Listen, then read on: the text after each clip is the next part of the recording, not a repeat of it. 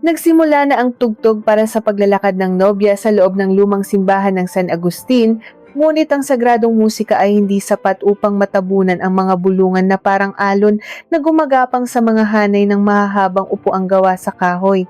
Lumingon ako patungo sa malaking pintuan. Sa mismong sandaling iyon, pakiramdam ko ay may isang malamig at hindi nakikitang kamay na dumurog sa aking puso. Nakatayo sa dulo ng pasilyo, sinasakop ang buong espasyo ng malaking arko ng pintuan ay ang isang nobyang tumitimbang ng 120 kilo. Ang puting bestida ay tila sasabog na sa sobrang sikip sa kanyang napakalaking katawan. Bawat hakbang niya ay tila isang paghihirap at ang bawat tahi ng kanyang damit ay parang sumisigaw at nagbabadyang mapunit anumang oras. Ang marmol na sahig sa ilalim ng kanyang mga paa ay tila yumanig kasabay ng kanyang mabibigat na paghinga. Ang hangin sa loob ng simbahan ay biglang naging mabigat at nakakasakal. Sa kaliwang hilera ng mga upuan, ang mga tita sa aming pamilya ay nagsimulang maglabas ng kanilang mga pamaypay, hindi para magpalamig kundi para itago ang kanilang mga mapangutyang ngiti. Rinig na rinig ko ang matinis na boses ni Tita Flor habang bumubulong sa katabi niya, nagtatanong kung anong gayuma ang ipinakain sa anak ko para mag-uwi ng isang higanteng bundok sa aming pamilya. Si Elena, ang bunso kong anak na babae, ay nakaupo sa tabi ko. Ang kanyang mga kuko ay bumaon sa aking braso, tumagos sa manipis na tela ng aking Filipiniana. Nanggigil siya habang nagsasalita, ang kanyang boses ay puno ng pandidiri at galit. Sabi niya ay nabaliw na raw ang kanyang kuya, tuluyan nang nawalan ng katinuan at paano pa raw siya makakaharap sa kanyang mga kaibigan sa Makati kung ganito ang magiging hitsura ng kanyang hipag isang malaking katatawanan. Kinagat ko ang aking ibabang labi hanggang sa malalasahan ko na ang manipis na lasa ng dugo. Wala akong masabi. Naramdaman ko ang matinding pagpintig ng aking mga sentido. Ang liwanag mula sa mga bintanang may kulay ay tumatama sa pasilyo, ngunit sa aking paningin, ang lahat ay balot ng madilim at nakapanlulumong kulay abo. Ipinikit ko ang aking mga mata at sa aking isipan ay may umusbong na isang malupit na hiling sana ay gumuho na lamang ang kisame ng simbahan ngayon din, o sana ay may dumating na malakas na bagyo mula sa dagat upang tangayin at burahin ang nakakahiyang kasalang ito. Ngunit nang imulat ko ang aking mga mata at inalis ang aking paningin sa dambuhalang figura na mabagal na naglalakad patungo sa altar, nakita ko si Mateo. Umiiyak ang anak ko. Hindi iyon mga luha ng pagsisisi o kalungkutan. Nakangiti siya, isang ngiting napakaliwanag, puno ng kapayapaan at kaligayahan ang pinakamasayang hitsura niya na nakita ko sa loob ng 30 taon ng pagpapalaki ko sa kanya. Nang marating ng nobya ang altar at ipatong ang kanyang magaspang, malapad at matabang kamay sa kamay ng aking anak, nakita ko kung paano ito hinawakan ni Mateo nang may labis na pag-iingat, tila ba nakahawak siya sa pinakamahalagang kayamanan sa buong mundo. Ang kanyang mga mata habang nakatingin kay Maya ay nag-uumapaw sa isang malalim na pag-ibig na lubos kong hindi maunawaan. Sa kalagitnaan ng mga mapanuring tingin at mapangutyang ngiti ng aming buong angkan, talagang hindi ko matukoy kung ano ang kahulugan ng mga luha ng kaligayahan ng aking anak. Ang handaan na sumunod ay naging isang mahabang kalbaryo para sa aking isipan. Ang amoy ng litsong baboy na umaalingaw-ngaw sa buong bulwagan na may kasamang halimuyak ng sampagita ay nagdulot lamang ng pag-ikot ng aking sikmura. Si Maya ay nagpalit ng isang kulay krema na bestida. Nakatayo siya sa isang gilid ng bulwagan, basang-basa ng pawis ang kanyang mga sintido na tumutulo patungo sa kanyang makapal na leeg. Kahit na napakaraming pagkain sa paligid, halos hindi siya kumain. Tahimik lamang siyang nakahawak sa isang baso ng tubig. Nang dumating ang oras para sa pagbati sa mga magulang, mabagal siyang lumapit sa amin ng aking asawa. Pinilit niyang yumuko upang magmano, isang simpleng tradisyon na naging napakahirap gawin dahil sa kanyang 120 kilong bigat. Ang kanyang paghinga ay putol-putol at mabigat. Hirap siyang inabot ang aking kamay upang idampi ito sa kanyang noong pinagpapawisan. Ang kanyang kamay ay napakalamig at nanginginig. Ang kanyang boses ay malinaw, mahina, ngunit napakapino. Nagpasalamat siya sa akin dahil tinanggap ko raw siya sa aming pamilya. Tumingala siya. at ang kanyang maitim na mga mata ay tuwid na nakatingin sa akin. Isang malinaw na pagtingin na hindi umiiwas. Kahit alam na alam kong narinig niya ang bawat malupit na salita at panlalait mula sa mga bisita sa paligid. Nang makita ko ang mga matang iyon, nakaramdam ako ng malamig na kilabot sa aking likuran. Binawi ko ang aking kamay ng mas mabilis at mas malamig kaysa sa nararapat.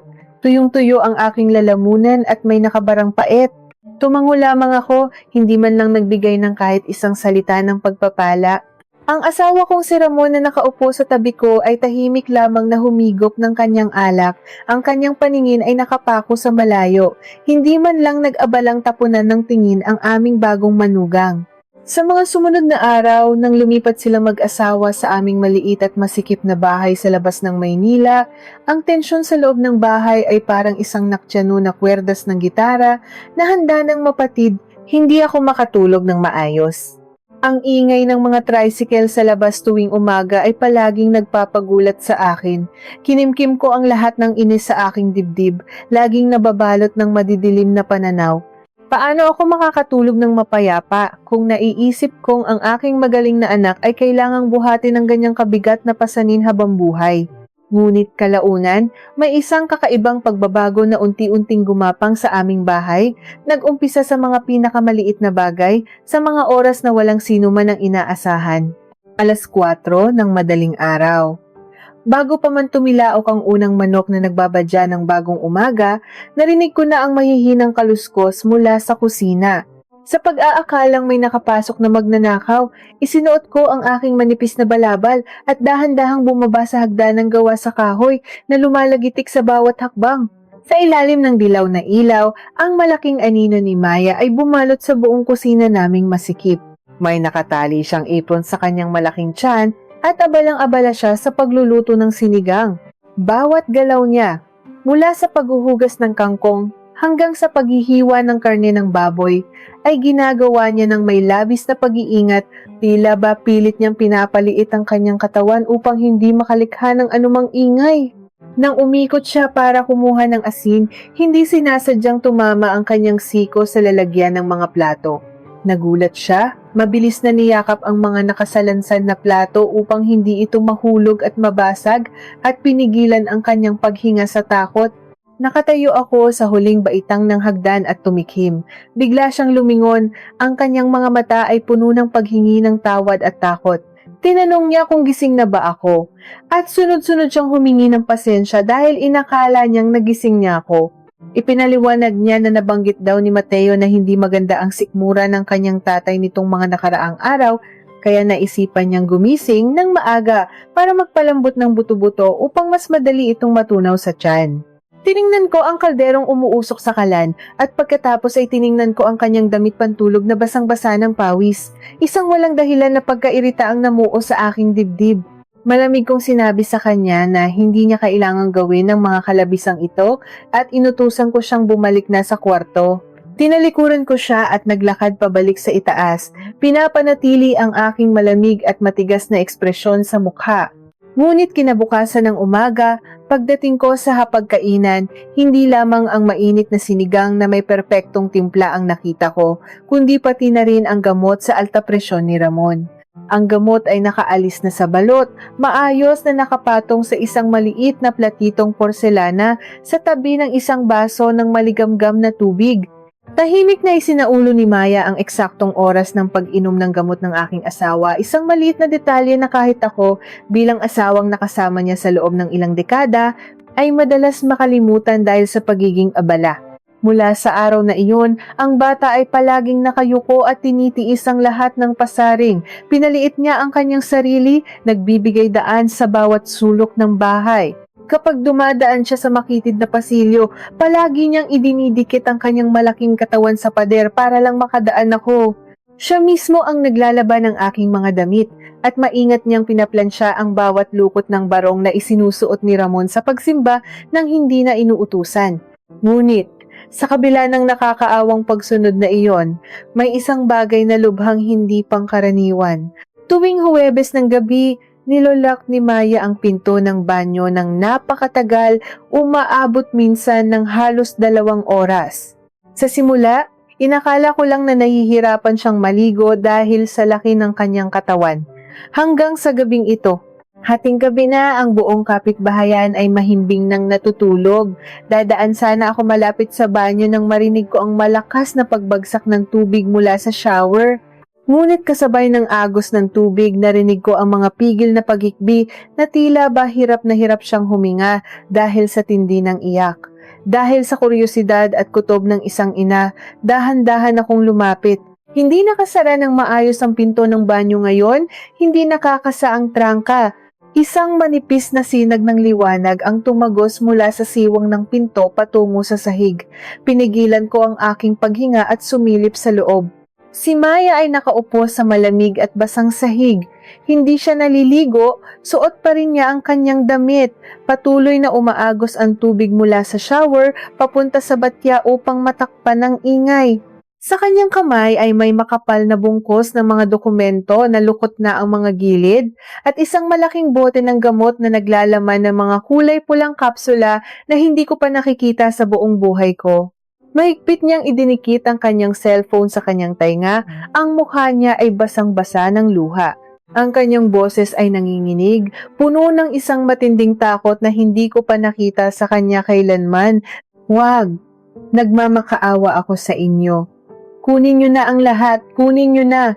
Pero parang awa niyo na, wag niyong sasabihin kay Mateo ang totoo kong pagkatao.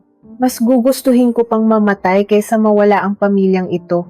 Pakiramdam ko ay dinurog ng isang malaking bato ang puso ko. Tumigil ang paghinga ko. Sino ang kausap niya sa kalagitnaan ng gabi? Anong karumaldumal na sikreto ang itinatago niya sa aking pamilya at handa siyang ipagpalit ang kanyang buhay para rito?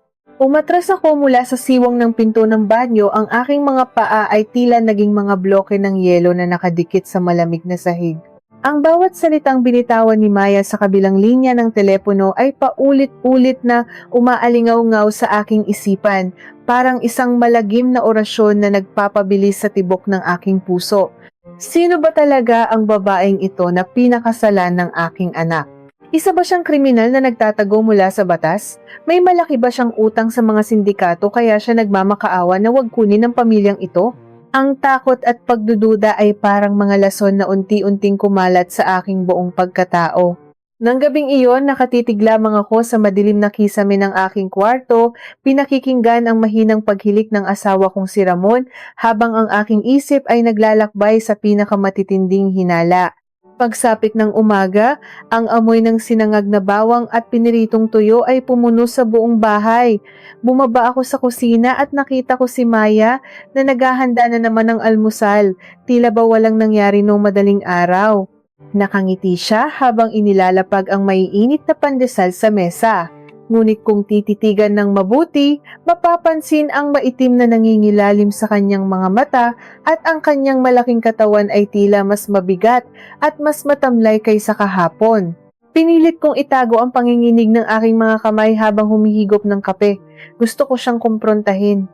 Gusto kong isigaw sa mukha niya kung ano ang mga narinig ko, ngunit pinigilan ako ng isang hindi maipaliwanag na kaba. Pagsapit ng tanghali, dumating si Elena kasama ang kanyang asawa.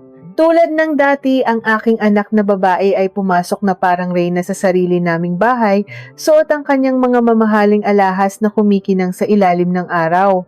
Agad siyang dumiretso sa kusina, kung saan abalang-abala si Maya sa paghihiwa ng mga gulay para sa pananghalian. Hindi man lang nag-abala si Elena na bumati. Tumayo siya sa gilid. Pinagmasdan ng pagpatak ng pawis ni Maya mula sa noo pababa sa makapal nitong leeg. Umirap si Elena at nagsalita ng malakas, sadyang pinaririnig sa aming lahat na nasa sala. Sinabi niyang nakakaawa ang kuya niya dahil imbes na mag-uwi ng asawang maipagmamalaki, ay tila nag-uwi pa ito ng dagdag na palamunin, nauubos sa kaba ng bigas ng aming pamilya. Tiningnan niya si Maya mula ulo hanggang paa. Ang mga mata ay puno ng pandidiri bago idinagdag na sana man lang daw ay magbawas ng kain ng kanyang hipag para hindi masyadong masikip sa paningin. Napatigil si Maya sa kanyang ginagawa. Ang kutsilyong hawak niya ay nanatiling nakadiin sa sangkalan. Nakita ko kung paano nanginig ang kanyang malalapad na balikat. Ngunit imbes na sumagot o magalit, dahan-dahan siyang lumingon kay Elena, ibinaba ang kanyang paningin at mahinang humingi ng pasensya. Tiniis niya ang pangiinsulto nang walang kahit anong paglaban. Nang subukang magsalita ni Mateo upang ipagtanggol ang asawa, hinawakan ni Maya ang braso ng aking anak at umiling, pilit nang umingiti upang pakalmahin ito. Ang kanyang pagiging sunod-sunuran ay lalong nagpainit sa aking ulo. Kung totoong may itinatago siyang malaking sikreto o kung siya ay isang manloloko, bakit hinahayaan niyang tapakan siya ng ganito ng sarili kong anak? Lumipas ang ilang linggo at may isang bagay na hindi ko na maaaring ipagwalang bahala. Unti-unting pumapayat si Maya. Hindi lamang simpleng pagliit, ang kanyang mga damit na dati ay hapit na hapit at tila sasabog sa kanyang katawan, ngayon ay maluwag nang nakasampay sa kanyang mga balikat. Ang kanyang dobleng baba ay nagsimulang lumiit at ang kanyang paghinga ay hindi na kasing bigat ng dati. Ngunit kasabay ng pagbagsak ng kanyang timbang ay ang unti-unting pagkawala ng kulay sa kanyang mukha. Madalas ko siyang nahuhuling nakakapit sa gilid ng lababo, namimilipit sa isang tahimik na sakit habang lihim na lumulunok ng mga kulay pulang kapsula na nakita ko noong gabing iyon. Isang hapon, umalis si Maya papuntang palengke. Alam kong naiwan ni Mateo ang kanyang mga dokumento sa trabaho, kaya pumasok ako sa kanilang kwarto upang hanapin ito. Ang kwarto nila ay malinis, amoy sampagita at may halong mahinang amoy ng gamot na parang sa ospital.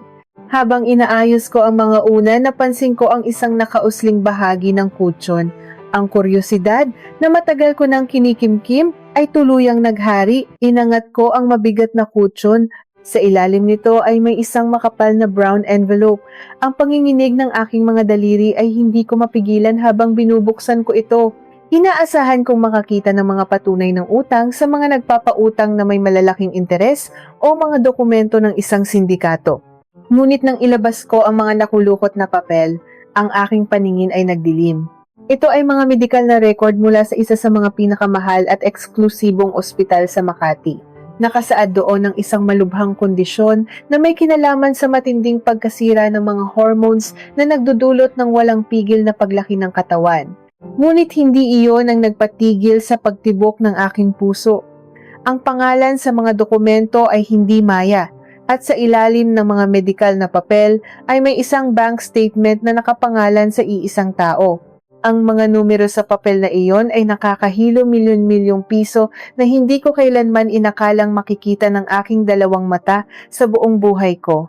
Habang nakatitig ako sa mga numero at sa totoong pangalan ng babaeng nakatira sa aking pamamahay, biglang bumukas ang pinto ng kwarto ng napakalakas. Napatili ako at nabitawan ang mga papel na nagkalat sa sahig. Nakatayo sa hamba ng pinto ay ang aking anak na si Mateo. Ang kanyang mukha ay maputlang maputla, ang kanyang mga mata ay nanlalaki hindi sa galit, kundi sa isang matinding takot na tila nakakita ng multo. Ma, anong ginagawa mo? Nanginginig ang boses ni Mateo habang nakatitig sa mga papel sa sahig, at bago ko pa man siya masagot, isang malakas na kalabog ang umalingaw-ngaw mula sa sala sa ibaba, kasunod ng isang nakakabinging tili ni Elena na humihingi ng saklolo. Nang mabitawan ko ang mga papel, tila bumagal ang ikot ng mundo. Ang mga puting pahina ay dahan-dahang nagkalat sa sahig, nagawa sa makintab na kahoy, nag-iwan ng isang nakakabinging katahimikan sa loob ng silid. Nakatingin lamang ako kay Mateo. Ang kanyang mga mata ay hindi nagpapakita ng galit dahil sa aking pangingialam, kundi isang matinding pakiusap, isang takot na tila ba gumuho ang buong mundo niyang maingat na itinayo. Bago pa man bumuka ang kanyang mga labi upang magsalita, ang malakas na kalabog mula sa ibaba ay yumanig sa aming mga paanan. Ang matinis at nakakakilabot na tili ni Elena ay pumunit sa katahimikan ng buong bahay. Wala na akong inaksayang sandali. Tinalikuran ko si Mateo at ang mga nagkalat na sikreto sa sahig at nagmamadaling bumaba sa hagdan. Halos madapa ako sa bawat baitang. Ang aking puso ay pumipintig ng napakalakas na tila sasabog ang aking dibdib. Nang makarating ako sa sala, isang eksena ang sumalubong sa akin na hinding-hindi ko makakalimutan. Ang asawa kong si Ramon ay nakasubsob sa lumang sofa na yari sa sulihiya, namumutla at tila nawalan ng lahat ng dugo sa katawan. Nakahawak siya ng mahigpit sa kanyang dibdib, hirap na hirap huminga. Sa kanyang paanan ay may mga nakakalat na opisyal na dokumento mula sa korte. Nakatayo sa gitna ng aming sala ang dalawang lalaking nakapurmal na barong, ang kanilang mga muka ay walang kahit anong emosyon, hawak ang isang makapal na folder. Si Elena ay nakasalampak sa sahig, humahagulgol habang yakap-yakap ang kanyang mamahaling bag, nakatingin sa kanyang ama na may halong galit at matinding panunumbat. Nanginginig ang aking mga tuhod nang lapitan ko si Ramon. Niyakap ko siya, tinanong kung ano ang nangyayari. Sa nanginginig na boses, halos pabulong na umamin ng aking asawa. 10 taon na ang nakararaan, palihim siyang naging garantor o tagapanagot sa isang napakalaking pautang sa bangko ng kanyang pinagkakatiwalaang kumpadre upang makapagsimula ito ng negosyo. Ginamit niyang kolateral ang mismong bahay na ito, ang nag-iisang pamana ng aming mga ninuno, ang bubong na nagbigay ng silong sa aming pamilya sa loob ng maraming dekada. Tumakas ang kanyang kumpadre, nagtago sa ibang bansa at iniwan sa amin ang buong bigat ng utang. Ang halaga, 10 milyong piso at mayroon lamang kaming 1 linggo upang magbayad, kundi ay tuluyan ng hihilahin ng bangko ang aming bahay at itatapon kami sa lansangan. 10 milyong piso.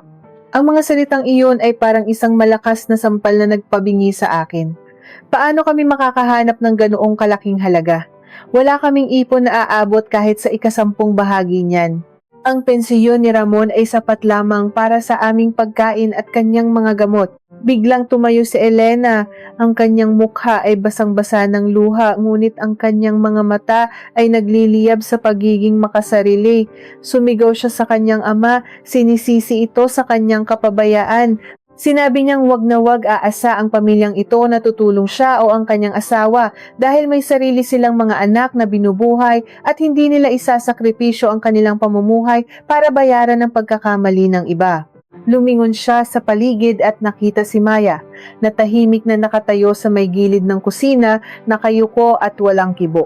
Binaling ni Elena ang kanyang galit sa kanyang hipag. Tinuro niya si Maya at walang awang isinigaw na kung sana ay hindi nag-uwi si Mateo ng isang pabigat, isang walang kwentang babae na umuubos ng kanilang pondo sa pagkain, marahil ay may naitabi pa silang pera. Bawat salitang lumabas sa bibig ng aking anak ay parang patalim na bumaon sa aking laman, ngunit ang mas nakakapanlumo ay ang reaksyon ni Maya. Hindi siya umiyak, hindi siya sumagot. Nakatitig lamang siya sa akin. Ang kanyang mga mata ay nagtataglay ng isang malalim na kalungkutan, isang pag-unawa na tila ba alam na alam niya ang pakiramdam ng itakwil at ipagtabuyan. Nang paalisin ni Mateo ang mga tauhan ng bangko, binalot ng isang mabigat at nakakasakal na kadiliman ang aming tahanan. Walang sino man ang kumain ng hapunan. Si Ramon ay nanatiling nakatitig sa dingding, tila isang taong naghihintay na lamang ng sariling kamatayan. Umalis si Elena ng padabog, isinara ang pinto ng napakalakas. Sa loob ng aking kwarto, hindi ako dalawin ng antok. Ang aking isipan ay isang nag-aaway na larangan. Sa ibaba, ang aking pamilya ay gumuguho dahil sa utang na 10 milyong piso. Ngunit sa itaas, sa kwarto ng aking anak, nakita ko ang isang bank statement na may daan-daang milyong piso na nakapangalan sa isang estranghera na nagpapanggap bilang Maya. Sino ba talaga siya? Galing ba sa masama ang perang iyon? Kung lalapitan ko siya at magmamakaawa, tutulungan ba niya kami o lalo lamang mapapahamak ang aking anak? Hindi ko na makaya ang bigat ng aking dibdib kaya napagpasyahan kong bumaba sa kusina upang uminom ng tubig. Ngunit pagdating ko sa sala, tumigil ang pagtibok ng aking puso. Ang pinto sa harap ay nakabukas ng bahagya. Hinahayaan ang malamig na hangin ng madaling araw na pumasok sa loob.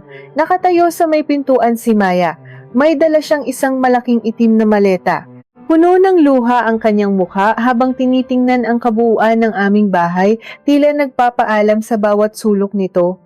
Aalis siya, tatakas siya palayo sa amin. Iiwan ang aking anak at ang pamilyang ito na palubog na sa kumunoy ng utang. Nanginig ang aking mga labi. Saan ka pupunta? Mahina, ngunit nanginginig kong tanong. Lumingon siya akin. Ang kanyang mga mata ay puno ng isang sakit na hindi ko kayang sukatin. Dahan-dahan niyang binitawan ang kanyang maleta, lumapit sa akin, at may inabot na isang maliit na puting sobre na may selyo. Bago pa ako makapagsalita, humikbi siya ng napakalalim at bumulong ng mga salitang nagpatindig ng lahat ng balahibo sa aking katawan. Patawarin niyo po ako, Ma. Ito lang ang paraan para mailigtas ko ang pamilyang ito nang hindi kayo nadadamay sa sumpa ng aking nakaraan. Tinalikuran niya ako at mabilis na naglakad palabas sa madilim na kalsada. Nang buksan ko ang sobre na nanginginig ang aking mga kamay, nakita ko ang isang piraso ng papel. Nang basahin ko ang nakasulat doon, halos bumagsak ang aking mga tuhod sa sahig. Ano ang nakasulat sa papel na iyon na tuluyang bumago sa pagtingin ko sa babaeng tinawag kong pabigat?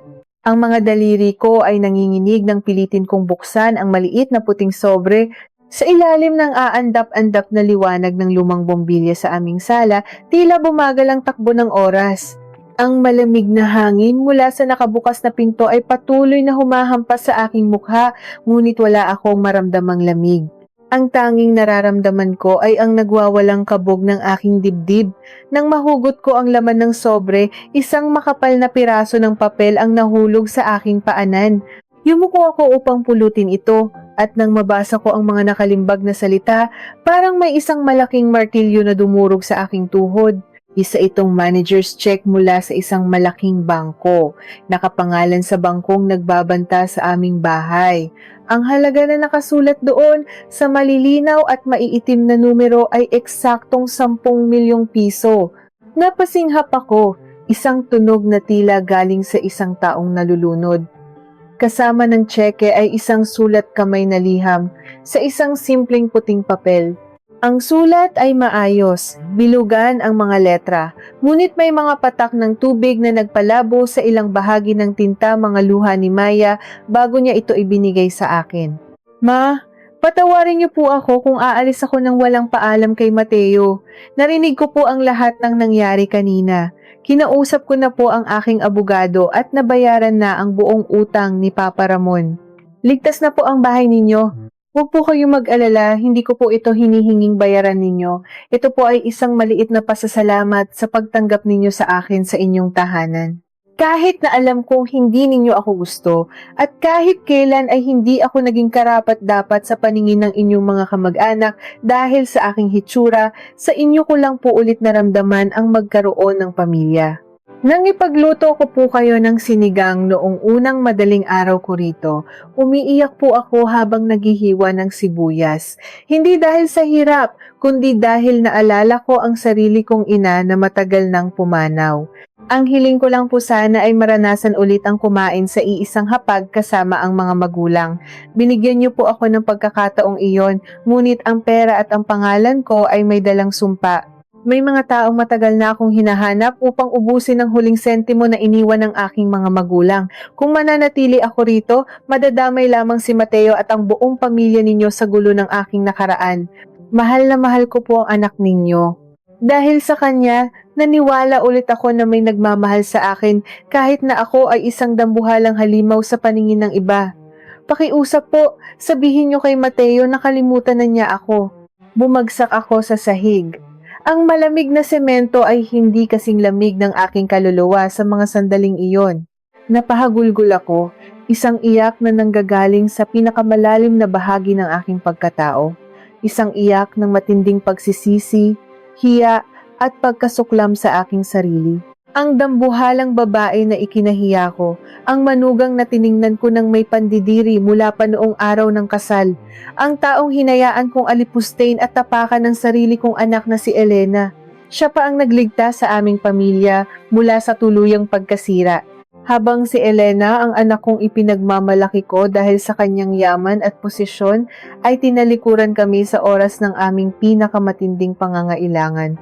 Ang paghuhusga ko sa panlabas na anyo ni Maya ay bumulag sa akin upang makita ang kanyang busilak na puso. Nakita ko lamang ang 120 kilong taba, ngunit hindi ko nakita ang bigat ng pighati at kabutihang dinadala niya araw-araw. Ma, bakit ka umiiyak? Anong nangyari? Napalingon ako. Nakatayo sa kalagitnaan ng hagdan si Mateo. Gusot ang kanyang buhok at halatang nagising sa lakas ng aking pag-iyak. Nang makita niya ang bukas na pinto at ang kawalan sa paligid, mabilis siyang bumaba at nilapitan ako. Inabot ko sa kanya ang liham at ang tseke. Nanginginig ang buo kong katawan habang nakatingin sa mukha ng aking anak. Binasa ni Mateo ang sulat. Bawat linyang basahin niya ay tila kumukuha ng kulay sa kanyang mukha. Nang matapos siya, nabitawan niya ang papel. Ang kanyang mga balikat ay nanghina at siya ay napaupo sa lumang sofa. Tinakpan niya ang kanyang mukha ng kanyang mga palad at umiyak ng tahimik, ngunit napakasakit pakinggan. Lumapit ako sa kanya at hinawakan ang kanyang braso. Nagmakaawa ako na patawarin niya ako. Sinabi ko sa kanya na ako ang may kasalanan kung bakit umalis ang kanyang asawa, na kung naging mabuti lamang akong ina sa kanya bago pa man dumating ang utang na ito, ay marahil hindi niya iisiping siya ay isang pabigat. Umiling si Mateo, basang-basa ng luha ang kanyang mga mata nang tumingin siya sa akin. Ikinuwento niya ang katotohanang matagal na niyang itinatago. Ma, hindi niyo po kilala kung sino talaga si Maya. Ang totoo niyang pangalan ay Isabela.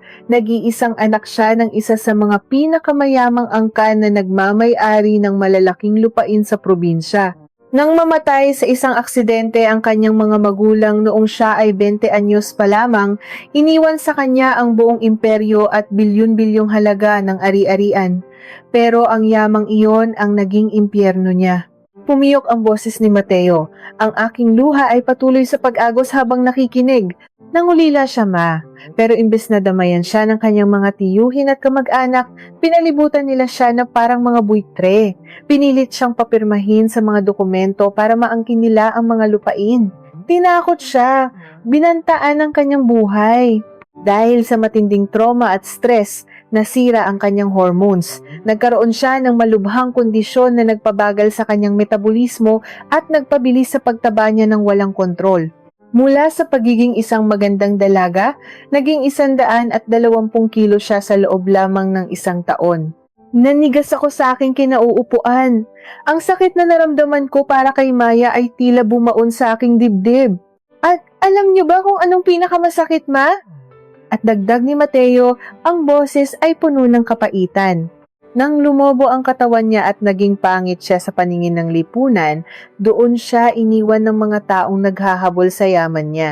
Nandidiri sila sa kanya.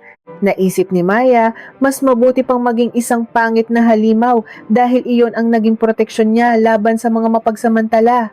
Iyon ang dahilan kung bakit itinago niya ang kanyang yaman. Nang makilala ko siya, hindi ko nakita ang kanyang bigat. Nakita ko ang isang babaeng uhaw sa simpleng pagmamahal at nangako ako sa harap ng Diyos na hindi ko siya iiwan kahit anong mangyari. Tumayo si Mateo. Kinuha niya ang susi ng aming lumang sasakyan na nakasabit sa dingding. Ang kanyang mga mata ay nag-aapoy sa determinasyon. Sinabi niyang hindi niya hahayaang mag-isa muli ang kanyang asawa. Kailangan namin siyang hanapin bago siya mahanap ng mga taong naghahabol sa kanyang yaman. Sumama ako. Wala akong pakialam kahit nakapantulog lamang ako at wala pang suot na sapatos. Kailangan kong makita ang aking manugang. Kailangan kong lumuhod sa kanyang harapan upang humingi ng tawad. Umuulan ng malakas noong madaling araw na iyon. Ang mga kalsada ng Maynila ay madilim at madulas. Pinatakbo ni Mateo ang sasakyan patungo sa nag-iisang lugar na alam niyang pupuntahan ni Maya sa tuwing siya ay nalulungkot ang sementeryo sa Quezon City kung saan nakahimlay ang kanyang mga magulang. Pagsapit namin sa malawak at tahimik na sementeryo, mabilis na ipinarada ni Mateo ang sasakyan. Tumakbo kami sa gitna ng malakas na buhos ng ulan, hinahanap ang malaking musolyo ng kanyang pamilya. Nang matanaw namin ang pamilyar na istruktura sa dulo ng kalsada, bumilis ang tibok ng aking puso. Nakatayo sa labas ng musolyo ang itim na maleta ni Maya, basang-basa ng ulan, ngunit wala si Maya roon. Sa halip, isang itim na luxury van ang nakaparada hindi kalayuan. Bumukas ang pinto ng van at sa gitna ng malakas na ulan, nakita namin ang tatlong naglalakihang lalaki na nakasuot ng itim. Sa pilitan nilang isinasakay ang isang babaeng nagpupumiglas, umiiyak at sumisigaw ng saklolo, ang dambuhalang katawan ni Maya ay pilit na isinisiksik ng mga lalaking ito papasok sa sasakyan. Nahanap siya ng mga buwitreng kamag-anak niya.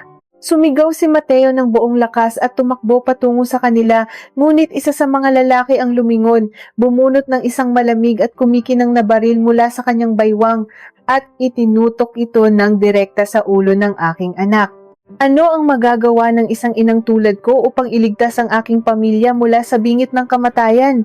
Sa gitna ng nakabibinging buhos ng ulan, tila huminto ang pag-ikot ng mundo. Ang malamig at maitim na dulo ng baril ay nakatutok sa pagitan ng mga mata ng aking anak. Ang lalaking may hawak nito ay walang kahit anong emosyon sa mukha. Ang kanyang mga mata ay singlamig ng yelo, mga matang sanay sa pagkitil ng buhay ng walang pag-aalinlangan. Hindi na nakapag-isip pa ang aking utak. Bago pa man pumutok ang baril, naramdaman ko na lamang ang aking sariling katawan na tumalon paharap. Ginamit ko ang aking mahina at tumatandang katawan bilang kalasag, mahigpit na yumakap kay Mateo upang itago siya sa likuran ko. Napasigaw ako ng ubos lakas, nagmamakaawa, lumuluhod sa putikan habang ang aking mga luha ay humahalo sa malalaking patak ng ulan. Ipinagmamakaawa ko ang buhay ng aking anak. Sinabi kong kunin na nila ang lahat, kahit ang sarili kong buhay, wag lamang si Mateo. Isang malakas na tawa ang umalingaw-ngaw mula sa loob ng van. Isang lalaking nakasuot ng mamahaling suit na may hawak na sigarilyo ang dumungaw. Ang kanyang mukha ay may hawig kay Maya. Marahil ay isa ito sa mga tiyuhin niyang buwitre na gustong umubos sa kanyang yaman. Nang makita ni Maya na nakatutok ang baril sa amin, tuluyan siyang nanghina. Ang kanyang pagpupumiglas ay nauwi sa isang malakas at nakadudurog pusong hagulgol. Sila ang kahinaan niya. Kami ang kahinaan niya. Kahit na tinrato ko siya na parang basahan, handa siyang isuko ang lahat para sa amin. Sumigaw si Maya mula sa loob ng sasakyan, ang boses niya ay paos at basag. Nagmakaawa siya sa kanyang tiyuhin na ibaba ang baril. Sumumpa siya na sasama siya ng tahimik. Sinabi niyang pipirmahan niya ang lahat ng mga papeles na naglilipat ng buong yaman ng kanyang mga magulang sa kanilang pangalan, wag lamang saktan ang nag-iisang pamilyang nagmahal sa kanya. Ngumiti ang tiyuhin, isang ngiting kasing talim ng patalim. Suminya siya sa lalaking may hawak ng baril. Ngunit bago ibaba ng lalaki ang kanyang armas, buong lakas niyang inihampas ang matigas na hawakan nito sa gilid ng ulo ni Mateo. Bumagsak si Mateo sa sahig na semento. Ang sariwang dugo ay mabilis na umagos mula sa kanyang ulo, humalo sa mga putik at tubig ulan. Isang nakakabinging tili ang kumawala sa aking lalamunan. Niyakap ko ang dugo ang ulo ng aking anak habang siya ay nawalan ng malay. Mula sa loob ng van, narinig ko ang huling paghikbi ni Maya. Nakatitig siya sa amin, ang kanyang mga mata ay puno ng isang walang hanggang kalungkutan at pag-ibig. Ibinuka niya ang kanyang mga labi upang magsalita. Kahit walang boses na lumabas, nabasa ko ang kanyang sinabi, "Patawad ma, mahal na mahal ko kayo." Bumagsak ang pinto ng van. Umugong ang makina nito at mabilis na humarurot palayo. Iniiwan kami sa gitna ng kadiliman at lamig ng sementeryo. Naiwan akong nakaupo sa putikan, yakap-yakap ang walang malay kong anak, sumisigaw ng tulong sa kalangitang walang ibang sagot, kundi ang patuloy na pagbuhos ng ulan. Nang magkamalay si Mateo, nasa loob na kami ng isang maliit na klinika sa kanto ng aming barangay. 3 tahi ang ginawa sa kanyang noo. Si Ramon ay nakaupo sa tabi namin, nanginginig ang mga kamay at tahimik na lumuluha matapos kong ikwento ang lahat ng nangyari. Ang bahay namin ay ligtas, bayad na ang utang, ngunit ang halaga nito ay ang kalayaan at marahil ay ang buhay ng aming manugang. Pilit na tumayo si Mateo kahit na umiikot pa ang kanyang paningin. Gusto niyang pumunta sa pulisya, ngunit pinigilan ko siya. Anong laban namin? Wala kaming katibayan, wala kaming pera para kumuha ng magaling na abogado at ang mga taong kumuha kay Maya ay may kakayahang bumili ng kahit sinong opisyal na lapitan namin. Tayo ay mga simpleng tao lamang na pilit dinudurog ng mga may kapangyarihan. Bumagsak si Mateo sa pader, sinasabunutan ng kanyang sarili sa labis na pagkabigo. Sinisi niya ang kanyang sarili kung bakit hindi niya naprotektahan ang kanyang asawa. Ako rin ay tahimik na lumuluha, iniisip ang bawat pagkakataon na pinakitaan ko ng kasamaan si Maya. Kung hindi dahil sa aking pagiging mapanghusga, marahil ay matagal na niyang nasabi sa amin ng totoo at nakapaghanda kami. Biglang napatigil si Mateo. Nanlaki ang kanyang mga mata na tila may naalalang isang napakahalagang bagay. Walang sabi-sabi, tumakbo siya palabas ng klinika at dumiretso pabalik sa aming bahay. Sumunod kami ni Ramon, hirap na hirap sa paglalakad. Pagdating namin sa bahay, nadatnan namin si Mateo sa loob ng kanilang kwarto. Nakaluhod siya sa harap ng kanilang lumang aparador. Kinakalkal ang kanyang mga lumang damit. Kinuha niya ang isang kupas na jacket na madalas niyang suotin sa trabaho noong mga panahong nagsisimula pa lamang silang magsama. Naalala niya na noong isang gabi, bago mangyari ang lahat ng gulo, nakita niya si Maya na tinatahi ang laylayan ng jacket na ito. Akala niya ay inaayos lamang nito ang punit na bulsa. Kumuha si Mateo ng gunting at maingat na tinalasan ng tahi ng jacket. Mula sa loob ng makapal na tela, may nahulog na isang maliit at itim na plastic pouch. Nanginginig ang mga kamay ni Mateo nang buksan niya ito. Sa loob ay may isang maliit na memory card at isang nakatuping piraso ng papel. Binuklat ni Mateo ang papel. Nakasulat doon ang isang pangalan, Attorney Francisco Velasco, at isang numero ng telepono. Sa ibaba nito ay ang sulat kamay ni Maya. Mateo, kung sakaling mangyari ang pinakakinatatakutan ko at makuha nila ako, huwag kang lalapit sa pulisya. Si Attorney Velasco lang ang tanging taong mapagkakatiwalaan natin. Siya ang dating pinagkakatiwalaang abogado ng aking ama. Sa memory card na ito nakatago ang lahat ng ebidensya ng mga pagnanakaw at krimen ng aking mga tiyuhin na matagal ko nang kinokolekta. Ito lang ang alas natin. Kinuha ni Mateo ang kanyang cellphone.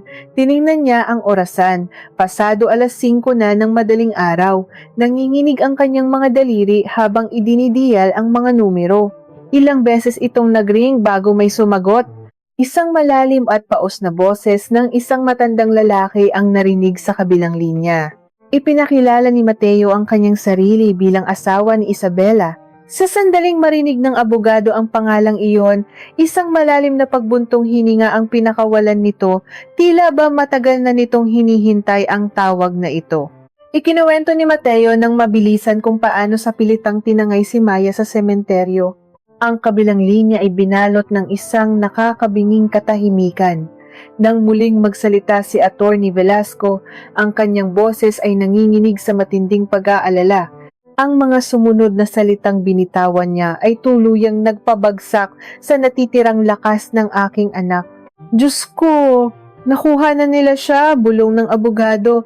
Makinig ka ng mabuti, Mateo, wala na tayong oras. Ang mga tiyuhin niya ay hindi lang basta pirma ang kailangan. Nabalitaan ko mula sa loob ng kumpanya na nakapaghanda na sila ng isang peking suicide note na umano'y isinulat ni Isabela dahil sa labis na depresyon sa kanyang timbang at anyo. Pagkapirma niya ng deed of transfer ngayong 8:00 ng umaga, papatayin nila siya para tuluyang mapagtakpan ang krimen. Nanigas kaming lahat, tumingin si Mateo sa orasan sa pader, 5:30 ng umaga. 2.5 oras na lamang ang natitira bago tuluyang burahin ng mga halimaw na iyon sa mundo ang babaeng nagligtas sa aming pamilya. 2.5 oras. Saan namin siya hahanapin sa napakalaking syudad ng Maynila? Paano namin ililigtas si Maya mula sa tiyak na kamatayan? 2.5 oras. Paano hahanapin ng mga hamak na tulad namin ang isang taong tinangay ng mga bilyonaryo sa loob ng napakalawak na syudad ng Maynila? Nakatitig ako sa lumang orasan sa pader ng aming kwarto. Ang bawat pag-ikot ng segundo nito ay tila patalim na unti-unting humihiwa sa aking lalamunan. Ang ulan sa labas ay lalo pang lumakas, humahampas sa bubong na yero na tila ba nakikidalamhati sa napipintong trahedya ng aming pamilya. Hawak ni Mateo ang telepono ng napakahigpit, halos mabasag ang balat nito sa tindi ng kanyang panggigigil. Sumisigaw siya kay Attorney Velasco, nagmamakaawa na sabihin nito kung saan madalas dalhin ng mga tiyuhin ni Maya ang kanilang mga biktima, kung mayroon man itong alam na tagong ari-arian ng pamilya. Narinig ko ang pagbuntong hininga ng matandang abogado sa kabilang linya. Sinabi ni Attorney Velasco na may isang lumang mansyon ang angkan ni na Isabela sa tuktok ng Antipolo. Ito ang dating rest house ng pamilya noong nabubuhay pa ang kanyang mga magulang, isang lugar na napalilibutan ng matataas na pader at malalawak na kakahuyan. Mula nang mamatay ang mga magulang ni Isabela, ang lugar na iyon ay tuluyan ng inabandona at ginawang taguan ng mga lihim na transaksyon ng kanyang mga sakim na tiyuhin. Kung may isang lugar kung saan walang makakarinig sa paghingi ng saklolo ni Maya, iyon na ang mansyong iyon. Walang pag-aatubili, pinunasan ni Mateo ang umaagos na dugo mula sa kanyang noo at muling tumakbo palabas ng bahay. Sumunod kami ni Ramon. Hindi ko inalintana ang rayuma sa aking mga tuhod o ang lamig na nanunuot sa aking manipis na damit pantulog. Sa mga sandaling iyon, ang tanging nagbibigay sa akin ng lakas ay ang mukha ni Maya, ang kanyang mga matang puno ng luha nang iabot niya ang sobrang nagligtas sa amin mula sa pagkawala ng aming tahanan. Pinaandar ni Mateo ang aming lumang sasakyan. Ang makina nito ay umubo at umungol bago tuluyang humarurot sa madilim at binabahang kalsada. Tahimik sa loob ng sasakyan. Ang tanging naririnig ay ang mabilis at mabigat na paghinga ni Mateo, ang malakas na paghampas ng wiper sa salamin at ang mahinang pag-usal ng rosaryo ng asawa kong si Ramon sa likuran. Habang pinagmamasdan ko ang aking anak na nagmamaneho ng parang baliw, nakita ko kung paano humalo ang kanyang pawis at dugo tumutulo sa kanyang kwelyo. Pinunit ko ang laylayan ng aking damit at mariing idiniin sa kanyang sugat upang maampat ang pagdurugo. Hindi niya ininda ang sakit. Ang kanyang mga mata ay nakapako lamang sa madilim na kalsada, puno ng isang matapang at nag-aapoy na pag-ibig na kailanman ay hindi ko naunawaan noon. Habang binabagtas namin ang paakyat at likulikong daan patungong Antipolo, hindi ko mapigilang balikan ang lahat ng aking mga pagkakamali. Ang mga alaalang pilit kong ibinabaon ay muling umahon at sumampal sa aking konsensya. Naalala ko ang araw ng kanilang kasal, kung paano ko tiningnan si Maya ng may pandidiri dahil sa kanyang 120 kilong timbang. Naalala ko ang mga madaling araw na nagising siya upang ipagluto kami ng mainit na sabaw at kung paano ko sinuklian ang kanyang kabutihan ng panlalamig at pagtataray. Naalala ko kung paano ko hinayaang insultuhin siya ni Elena sa sarili naming hapagkainan nang walang ginagawang pagtatanggol. Diyos ko, napakalupit kong ina! Ang babaeng inakala kong isang malaking pabigat ay ang tanging taong bumitbit sa pinakamabigat na krus ng aming pamilya.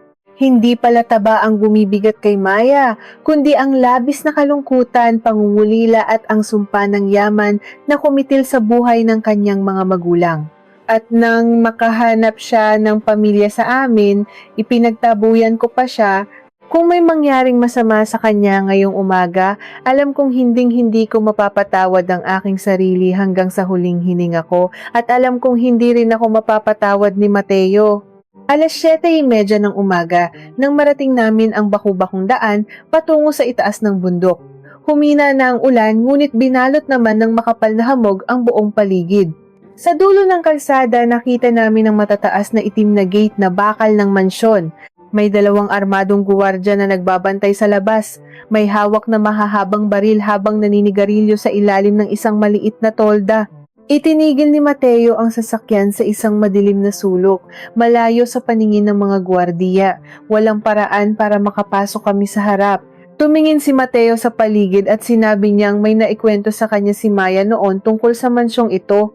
Noong bata pa si Maya at naglalaro ng taguan, madalas siyang dumaan sa isang maliit na pintuan ng mga serbidora sa likurang bahagi ng kusina na nakatago sa likod ng malalaking puno ng mangga.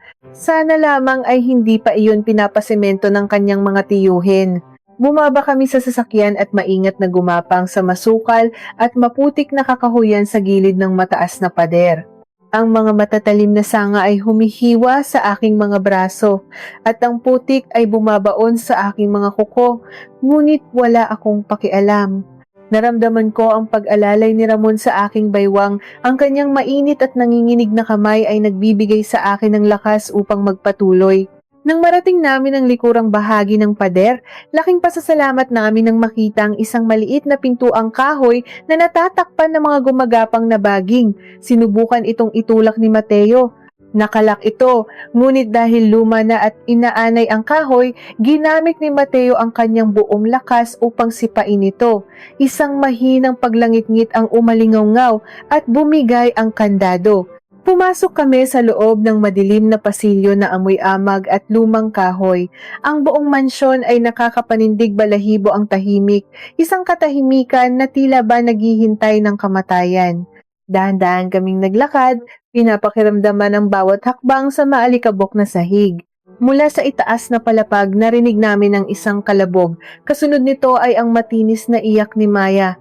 Tumakbo si Mateo pataas ng grand staircase, hindi inaalintana ang panganib. Sumunod kami ni Ramon. Ang aming mga puso ay naguunahan sa mabilis na pagtibok. Nang marating namin ang ikalawang palapag, nakita namin ang siwang ng isang malaking pintuang gawa sa mahogani na bahagyang nakabukas. Nanggagaling ang liwanag at mga boses mula sa loob.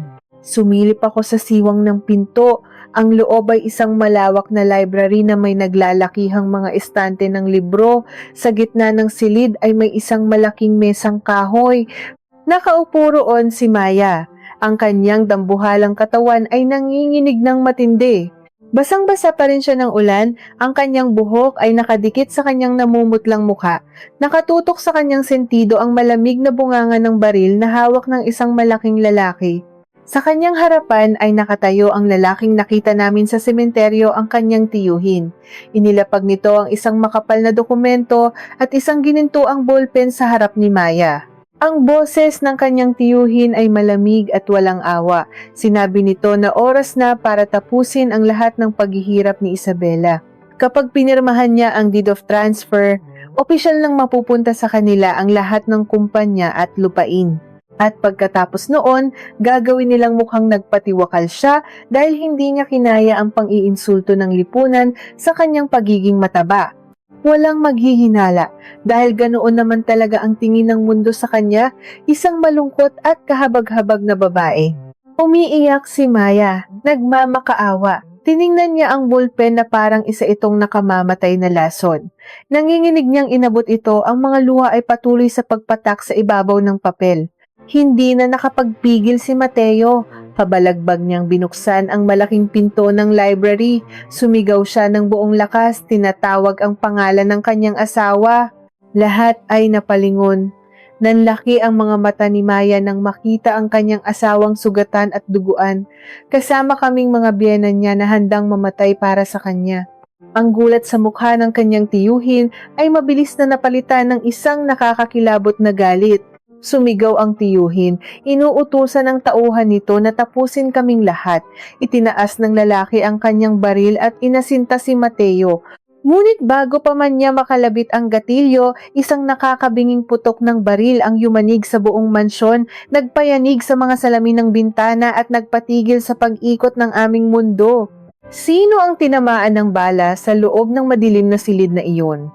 Ang nakakabinging putok ng baril ay tila nagpatigil sa pag-ikot ng mundo at pumatay sa lahat ng tunog sa loob ng madilim na silid na iyon. Ipinikit ko ang aking mga mata nang mariin naghihintay na marinig ang pagbagsak ng duguang katawan ng aking anak sa sahig.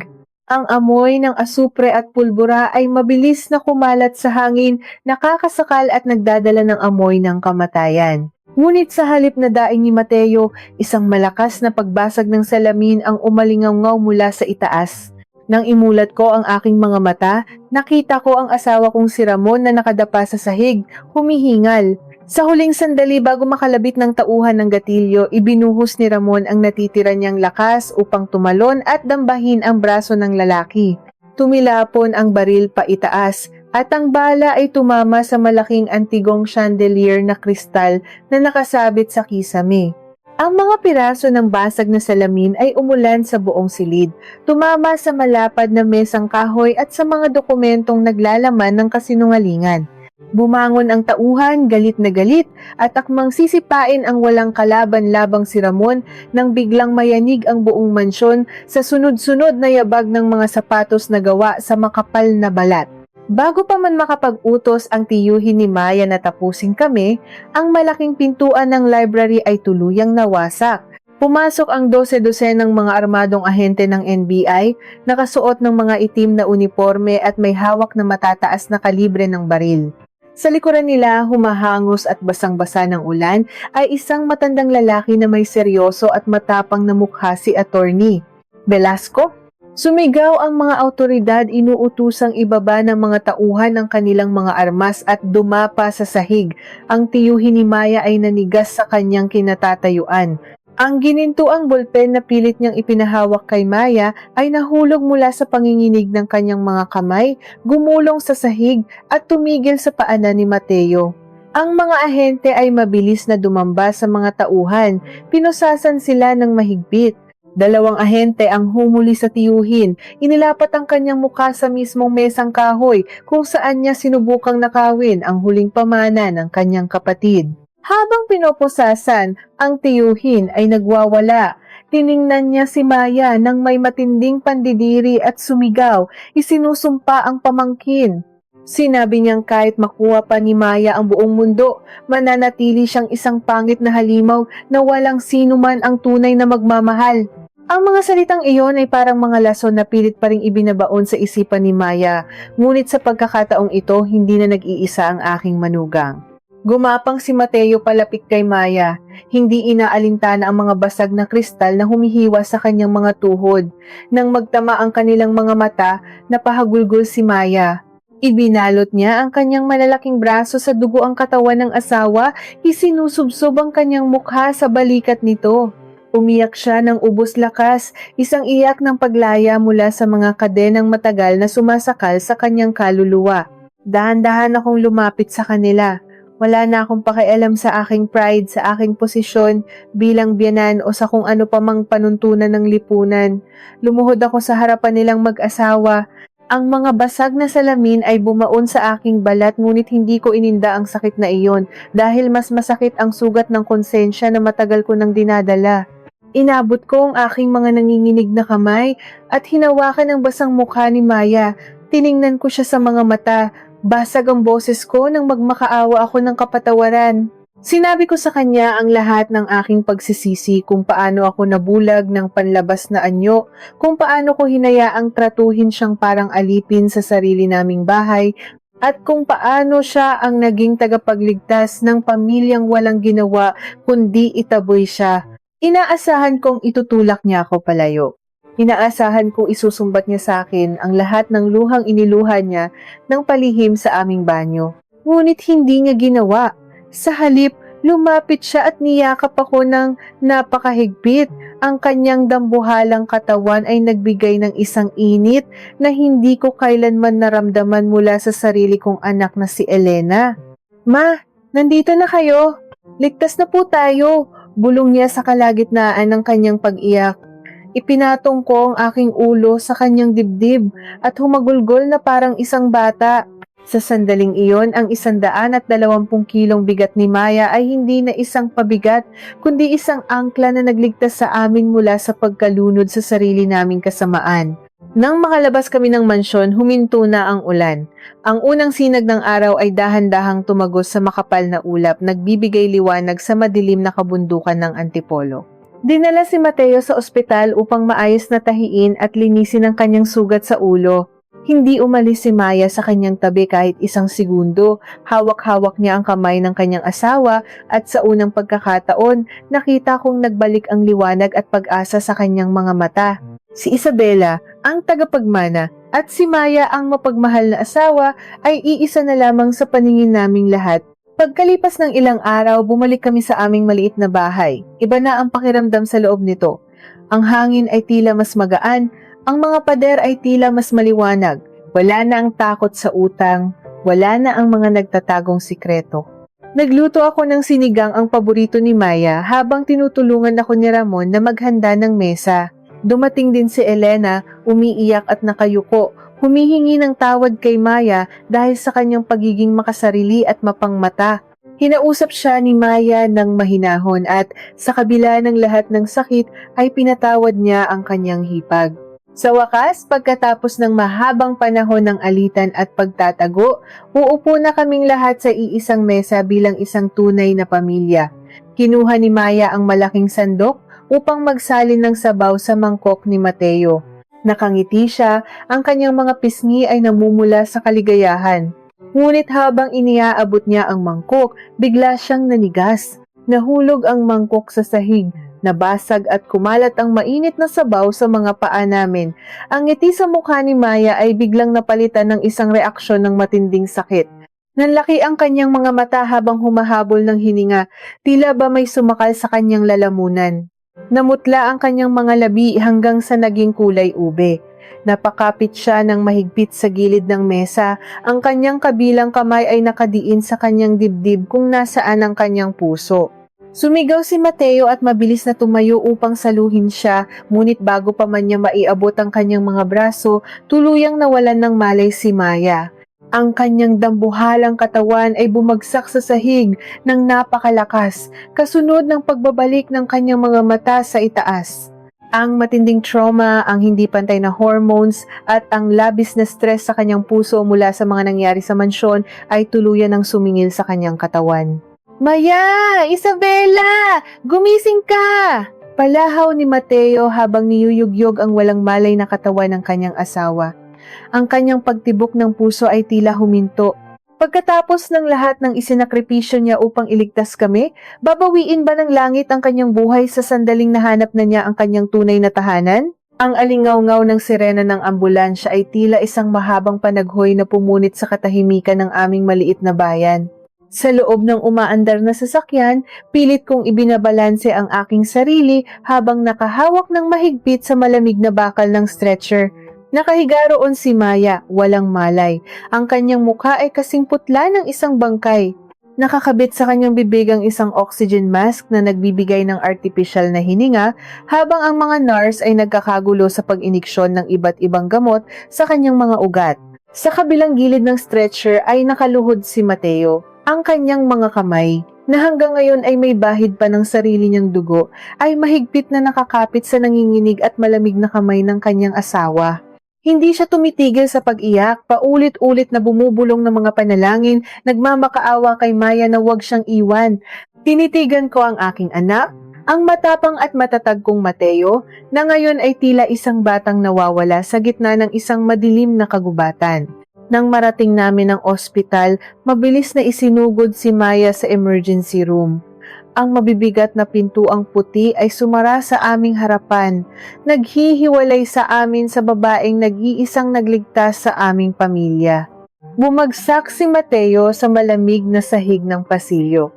Hindi na niya kinaya ang bigat ng lahat ng nangyari. Ang puyat, ang gutom, ang sugat sa kanyang ulo at ang matinding takot na mawalan ng asawa ay tuluyan ng sumira sa kanyang lakas. Umupo ako sa sahig at niyakap ko siya. Isinubsob niya ang kanyang mukha sa aking dibdib at humagulgol ng napakalakas. Naramdaman ko ang init ng kanyang mga luha na tumagos sa aking damit. Sa mga sandaling iyon, wala akong ibang inisip kundi ang makipagkasundo sa Diyos. Tumingala ako sa puting kisame ng ospital, ang aking mga mata ay malabo dahil sa walang tigil na pag-iyak.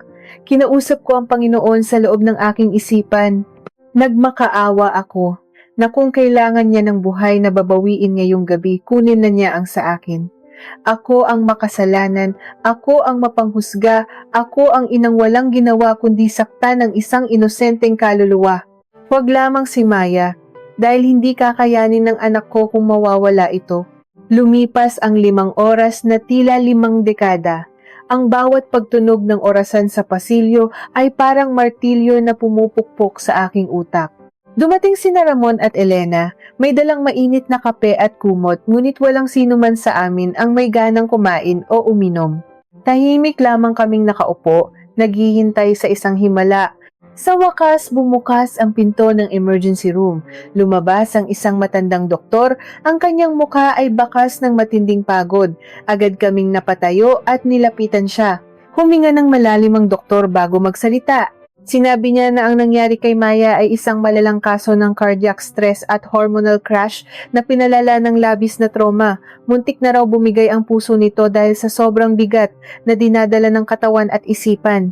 Ngunit bago pa man muling gumuho ang aming mundo, idinugtong ng doktor ang mga salitang nagpabalik ng aming hininga. Nakaligtas siya, matatag ang kanyang puso. Nailagay na siya sa isang pribadong kwarto at kailangan lamang ng mahabang panahon upang magpahinga at magpagaling. Napapikit ako at napabuntong hininga ng napakalalim. Niyakap ako ni Ramon habang si Elena ay napasalampak sa upuan, umiiyak sa labis na pasasalamat. Si Mateo ay agad na tumakbo patungo sa kwarto kung nasaan ang kanyang asawa. Hindi na inintindi ang babala ng nurse na wag muna itong gambalain. Kinabukasan ng hapon, dahan-dahang iminulat ni Maya ang kanyang mga mata. Nakaupo ako sa gilid ng kanyang kama, hawak ang isang maliit na mangkok ng mainit na lugaw na ako mismo ang nagluto noong madaling araw. Nang makita niya ako, isang mahina ngunit purong ngiti ang sumilay sa kanyang maputlang mga labi. Sinubukan niyang bumangon ngunit pinigilan ko siya. Inilapag ko ang mangkok at hinawakan ang kanyang mga kamay. Ang mga kamay na ito ang nagluto para sa akin, nag-abot ng gamot sa aking asawa at nagbigay ng tseke na nagligtas sa aming bahay. Tiningnan ko siya sa mga mata at sa pagkakataong ito, walang kahit anong halong pag-aalinlangan o pagkukunwari sa aking puso. Huwag ka nang gumalaw anak, ako na ang mag-aalaga sa iyo ngayon, bulong ko habang pinipigilan ng pagtulo ng aking luha. Nanlaki ang kanyang mga mata nang marinig ang salitang anak mula sa aking mga labi. Dahan-dahan siyang tumango at isang butil ng luha ang tumakas mula sa kanyang mga mata, gumulong pababa sa kanyang pisngi. Sinubuan ko siya ng lugaw, maingat at puno ng pagmamahal. Sa bawat higop niya, pakiramdam ko ay unti-unting nahuhugasan ang lahat ng pait at galit na minsan ay namuo sa aming pamilya. 1 taon ang mabilis na lumipas. Maraming nagbago. Sa tulong ni Atty. Velasco, tuluyang nakulong ang mga tiyuhin ni Maya dahil sa patong-patong na kaso ng pandaraya, pamimeke ng mga dokumento at pagtatangkang pumatay. Naibalik kay Maya ang lahat ng yaman na ninakaw sa kanya. Ngunit sa halip na manirahan sa isang malaking mansyon o bumili ng mga mamahaling sasakyan, pinili niyang gamitin ang malaking bahagi ng pera upang magtayo ng isang foundation para sa mga batang ulila at mga babaeng nakakaranas ng diskriminasyon dahil sa kanilang timbang at anyo. Pinili nilang mag-asawa na manatili sa aming maliit na bahay dahil ayon kay Maya ang tunay na yaman ay hindi nasusukat sa laki ng bahay kundi sa init ng pagmamahal ng mga taong nakatira sa loob nito. Bumuti rin ang kalusugan ni Maya dahil sa maayos na paggagamot at sa isang paligid na puno ng pagmamahal at walang panghuhusga, unti-unting umayos ang kanyang hormones. Hindi man siya naging kasing payat ng mga modelo sa magasin, naging malusog siya. Ang kanyang mga mata ay palaging may kislap at ang kanyang mga ngiti ay hindi na nagtatago ng anumang sakit. Si Elena, na dati ay puno ng pagmamataas, ngayon ay madalas na bumibisita tuwing linggo, nagdadala ng mga prutas at nakikipagkwentuhan kay Maya na parang tunay na magkapatid. Ngayong gabi, habang nakaupo ako sa aming lumang beranda, pinagmamasdan ko sina Mateo at Maya na nagtatawanan habang nagdidilig ng mga halaman sa aming maliit na bakuran. Ang hangin ay malamig at payapa. Kinuha ko ang aking tasa ng tsaa at humigop ng marahan. Habang pinagmamasdan ko ang babaeng minsang ikinahiya ko dahil sa 100 at 20 kilong timbang nito, isang napakalalim na katotohanan ang tumimo sa aking isipan. Ang lipunan ay palaging may dalang timbangan, handang sukatin ang halaga ng isang tao base sa kung ano ang nakikita ng mata, ngunit ang mata ay madaling mabulag. Hindi nito nakikita ang bigat ng sakripisyo, ang lalim ng pangungulila at ang lawak ng pagpapatawad na kayang ibigay ng isang pusong wagas. Ibinaba ko ang aking tasa at tumingin sa kalangitan na puno ng mga bituin. Ang kwento ng aming pamilya ay isang patunay na ang pinakamabigat na pasanin sa mundong ito ay hindi ang taba sa ating katawan, kundi ang mga maling paghuhusga na pinipilit nating bitbitin sa ating mga puso. Ngunit habang nakangiti akong pinagmamasdan ang tahimik na buhay na meron kami ngayon, isang katanungan ang biglang sumagi sa aking isipan, isang tanong na nag-iwan ng kakaibang kaba sa aking dibdib. Kung bukas ay biglang magising tayo sa isang mundo kung saan ang lahat ng ating itinatagong sikreto at kapintasan ay nakasulat sa ating mga noo upang mabasa ng lahat, ilan kaya sa atin ang matapang na makakaharap sa salamin at sino kaya ang tunay na mananatili sa ating tabi?